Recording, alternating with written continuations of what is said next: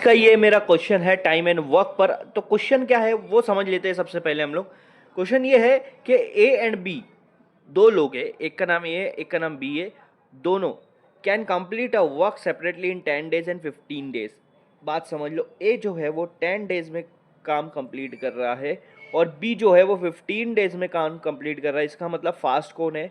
ए है, क्योंकि वो जल्दी कंप्लीट कर ले रहा है 10 दिन में। बी वाला जो है उसको 15 दिन लग रहा है सेम काम कंप्लीट करने के लिए। ठीक है, सबसे पहले जब ऐसा आया ना, इन दोनों का एलसीएम निकाल लो। 10 और 15 का एलसीएम क्या होगा?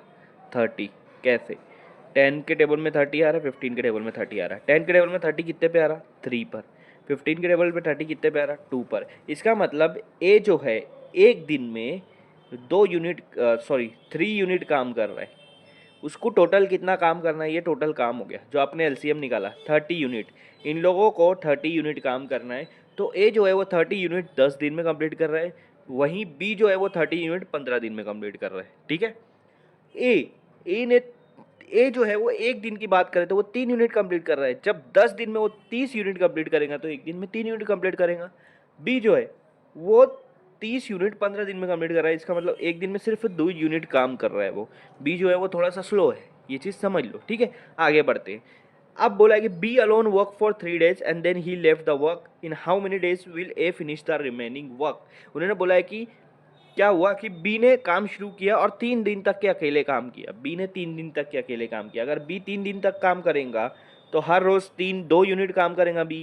3 दिन तक के कितना यूनिट काम करेगा? 6 यूनिट उसको। ठीक है, और पूरा काम कंप्लीट करने के लिए कितना यूनिट होना? 30 यूनिट। पर रिमेनिंग वर्क आएगा कि टोटल काम कितना है? 30 यूनिट का काम है। अभी कितना कंप्लीट हुआ बी के जरिए से? 6। तो 30 में 6 है कितना? 24 यूनिट अभी भी बाकी है। और उन्होंने बोला है कि ए कितने दिन में कंप्लीट करेगा बाकी का वर्क। मतलब ये 24 यूनिट ए जो है वो कितने दिन में कंप्लीट करेगा? तो ए जो है एक दिन में 3 यूनिट कंप्लीट कर रहा है, तो 24 यूनिट कितने दिन में कंप्लीट करेगा? तो 24 को 3 से डिवाइड कर दो। एक दिन का यूनिट 24 से एक दिन का यूनिट डिवाइड कर दो ए का, तो 3 1 जा 3 8 जा, मतलब उसको कितना दिन लगेगा? बचा हुआ 8 दिन। मतलब बी जो है पहले 3 दिन काम करेगा, फिर बचा हुआ काम ए जो है वो 8 दिन में कंप्लीट करेगा। तो यहाँ आपका ऑप्शन सी कम आता है।